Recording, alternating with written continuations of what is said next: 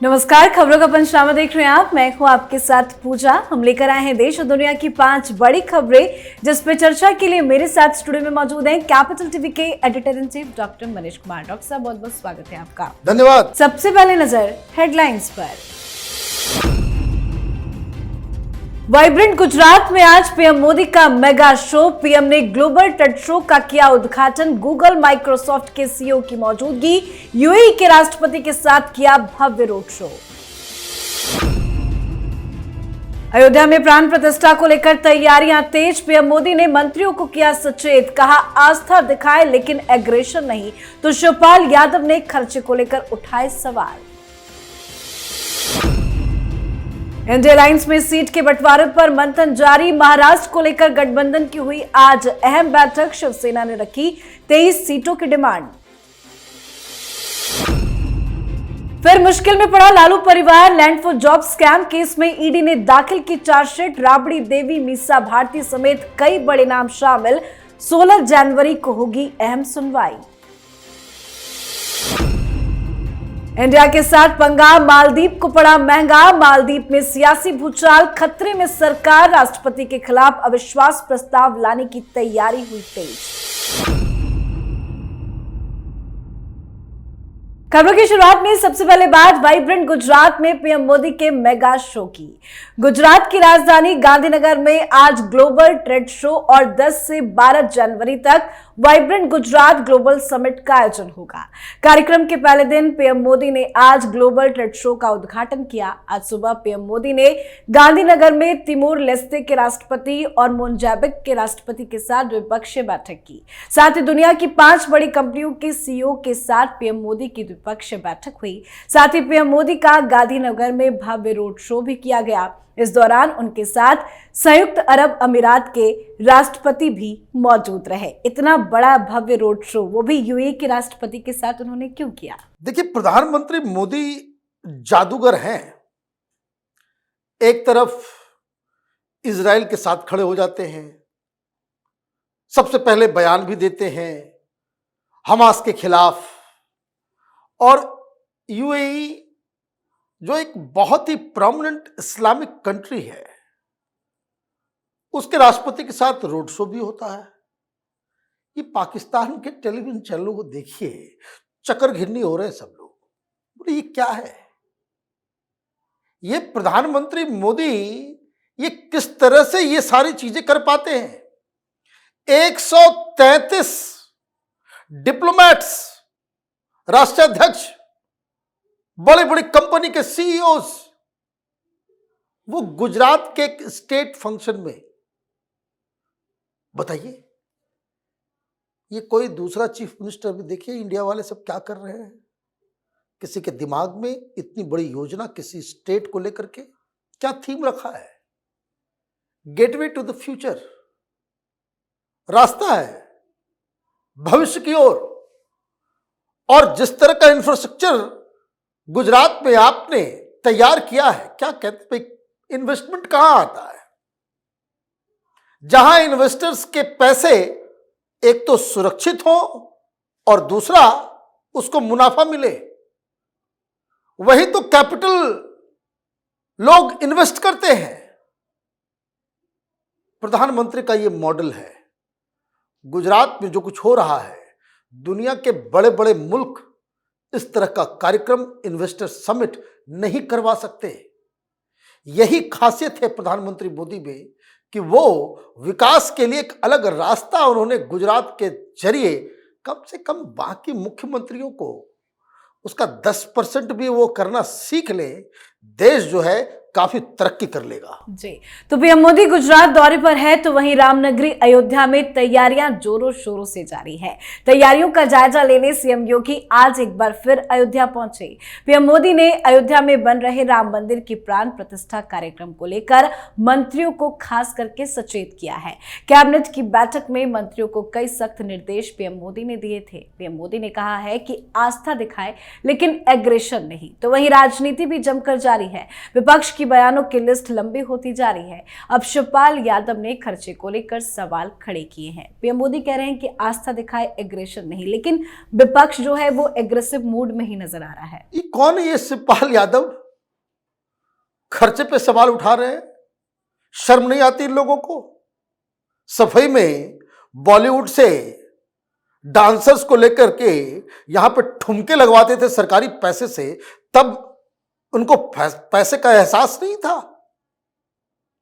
क्या क्या नहीं होता था सफाई के तथा कथित महाउत्सव में? यह तो राष्ट्र निर्माण का काम है, और इस तरह के लोग जो सवाल उठा रहे हैं, बिल्कुल ही नग्न वोट बैंक पॉलिटिक्स की खातिर इन लोगों को तो जनता निपटेगी ही। लेकिन प्रधानमंत्री मोदी ने बहुत सही काम किया। प्रभु श्री राम का मंदिर बन रहा है, हिंदुओं के लिए आस्था का यह विषय है। अननेसेसरी एग्रेशन, इधर उधर की बातें, बयानबाजी, उससे नेताओं को बचना चाहिए। यह एक ऐसा पर्व है जिसके साथ हर हिंदुस्तानी को खड़ा होना चाहिए, किसी भी धर्म के हो। ये कोई किसी दूसरे धर्म के ऊपर कोई चढ़ाई नहीं हो रही है। यह हिंदुस्तान के सिविलाइजेशन को जागृत किया जा रहा है। एक ऐसा काम जो बहुत पहले होना था, उसको बकायदा किया जा रहा है। भाई कौन ये बाबरी? बाबर ने वहां एक विशाल मंदिर को तोड़ा था। बाबर हिंदुस्तान का है? वो फरगना वैली से आया था, उज्बेकिस्तान से आया था। तो खैर ये सारी चीजें हो रही है, तो ये बहुत ही अच्छी बात प्रधानमंत्री मोदी की तरफ से की गई है कि जो बहुत सारे छुटपुटिया नेता होते हैं उनको भी मैसेज गया होगा, जो टेलीविजन पे बस चेहरा चमकाने के लिए कुछ भी कंट्रोवर्शियल बात बोल दिया, कुछ भी एग्रेशन के साथ जो है कोई बयान दे दिया, वो टेलीविजन पे तो चल जाते हैं लेकिन देश को नुकसान कर जाते हैं। जी, अब बात करते हैं विपक्षी गठबंधन इंडिया की। लोकसभा चुनाव को लेकर विपक्षी गठबंधन इंडिया में सीट शेयरिंग को लेकर घमासान जारी है। सभी पार्टियां सीटों को लेकर अपने अपने दावे ठोक रही हैं। कल हुई आम आदमी पार्टी और कांग्रेस की मीटिंग में कांग्रेस बैकफुट पर है। आम आदमी पार्टी ने दिल्ली में 3 और पंजाब में 6 सीटें कांग्रेस को देने की बात कही है। तो वहीं आज महाराष्ट्र में सीट शेयरिंग का फॉर्मूला क्या होगा, आज इस पर दिल्ली में मीटिंग हुई जिसमें उद्धव ठाकरे की शिवसेना ने 23 सीटों की डिमांड रखी है। क्या कुछ हुआ आज की मीटिंग में? ये तो जो आ रहा है वो कांग्रेस पार्टी के सामने वो शर्त रख दे रहा है।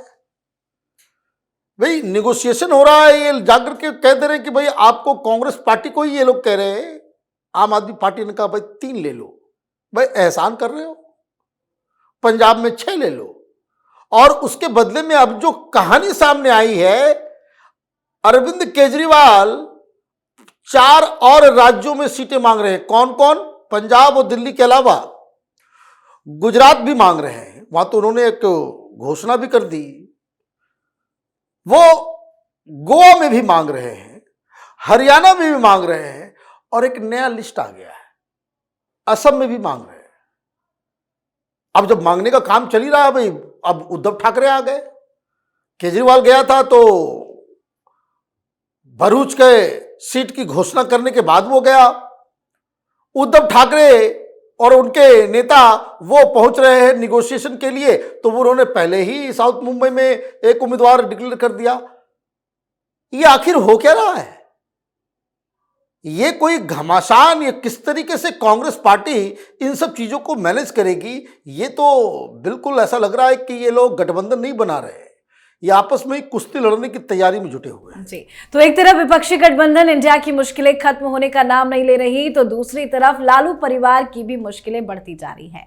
ईडी ने लैंड फॉर जॉब यानी नौकरी के बदले जमीन घोटाले मामले में चार्जशीट दाखिल कर दी है। ईडी ने राउज एवेन्यू कोर्ट में यह चार्जशीट दाखिल की। इस चार्जशीट में राबड़ी देवी, उनकी बेटी मीसा भारती, हेमा यादव का भी नाम है। हृदयानंद चौधरी को भी आरोपी बनाया गया है। साथ ही लालू प्रसाद यादव के करीबी सहयोगी अमित कात्याल समेत कुछ अन्य लोगों और कंपनियों के नाम भी चार्जशीट में है। ये चार्जशीट दिल्ली में पीएमएलए की एक स्पेशल कोर्ट में पेश की गई है। इस केस में सुनवाई की तारीख 16 जनवरी को तय की गई है। ईडी की तरफ से भी चार्जशीट दाखिल कर दी गई है। क्या पूरा लालू परिवार जेल में नजर आएगा? देखिए, वो तो बिल्कुल ओपन एंड शट केस है। भाई आज लालू यादव जिन लोगों के साथ बैठे हुए उन्हीं लोगों ने तो सबूत दिए, उन्हीं लोगों ने तो सब कुछ दिया। ये जेडीयू के नेता ललन सिंह और ये सारे लोगों ने ही तो ये लैंड फॉर जॉब ये जो है ये स्कैम की शुरुआत की थी। अब ईडी ने चार्जशीट दायर कर दी है, काम तो चल रहा है, गिरफ्तार तो अभी कोई हुआ नहीं है। लेकिन ईडी के समन्स को तेजस्वी यादव भले ही उसको दरकिनार कर रहे हैं, इग्नोर कर रहे हैं। कब तक ये चलता रहेगा? ये ईडी को साफ करना पड़ेगा। ये घोटाला एक नायाब घोटाला है।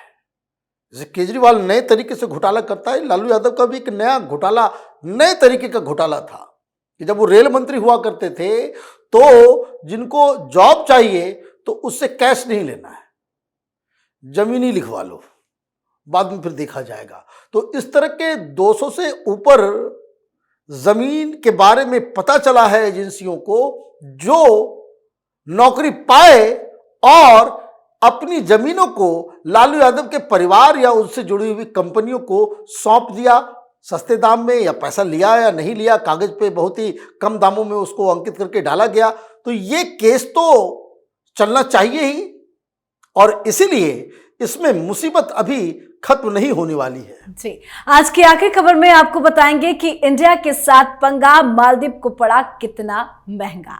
भारत की ताकत को नजरअंदाज करना मालदीव के राष्ट्रपति पर भारी पड़ता नजर आ रहा है। जमकर विरोध तो हो ही रहा है, पर बात अब कुर्सी तक पहुंच गई है।